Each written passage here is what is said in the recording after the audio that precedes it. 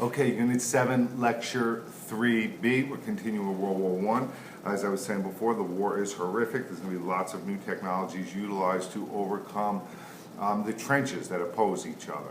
Okay, so we have trench warfare, two huge long lines of trenches facing each other. In between the two trenches is what we call no man's land, all right?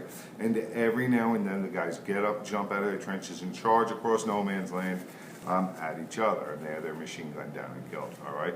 So we have a lot of new technology. We have a machine gun that can fire 600 bullets a minute. We have artillery, field guns, long-range cannons. We have poison gas, chlorine and mustard gas. They can kill, they blind, they burn their victims.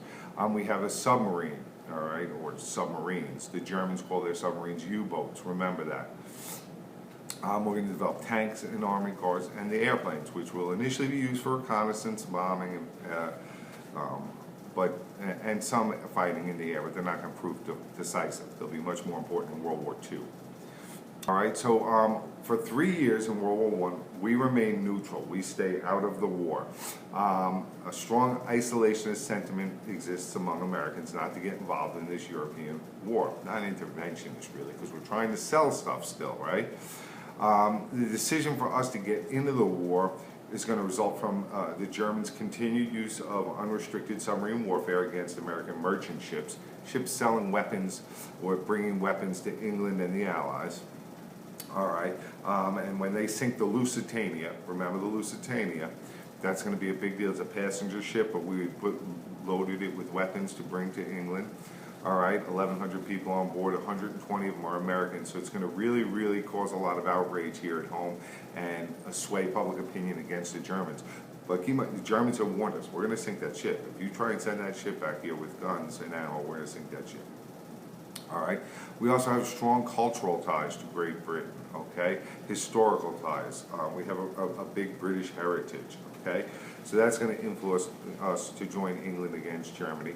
And then we're going to get the Zimmerman telegram, okay? I think Britain gives us a message they intercepted from Germany to Mexico that promised Mexico money, weapons, and the southwest of the United States back if they attacked us, if they invaded the U.S., okay?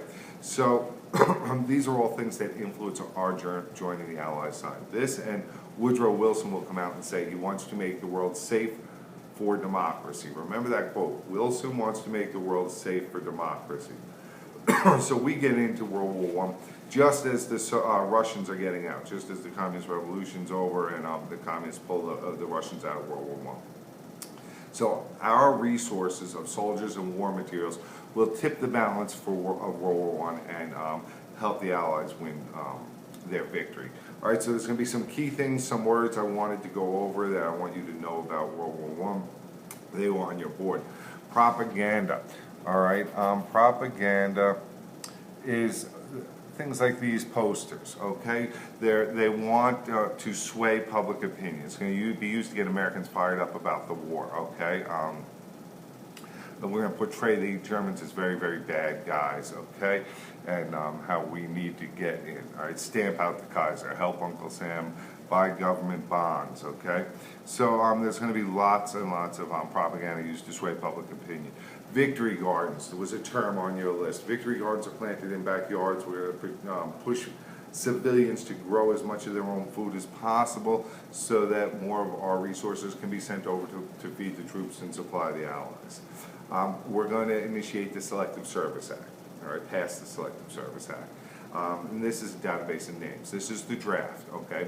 It's still in existence today, not the draft, but the Selective Service. Every guy, when he turns 18, has to register for the draft, register with Selective Service. All right? So in World War I, we have 24 million men registered for the draft by the end of 1918. Okay? Almost 5 million are going to serve. 4,800,000 somewhere in there will serve in World War I. 400,000 of them will be African Americans who serve in segregated units, and 15,000 Native Americans as scouts, messengers, and snipers. Okay, Liberty and Victory bonds. These are government bonds. All right, you buy the bond at half of face value. All right, which means you're lending the government money. So you buy a $50 bond, you're lending the government $25, and they're going to pay you back $50 at the end of the time, whenever it matures. All right, this is how the government finances the war. Okay, end of lecture.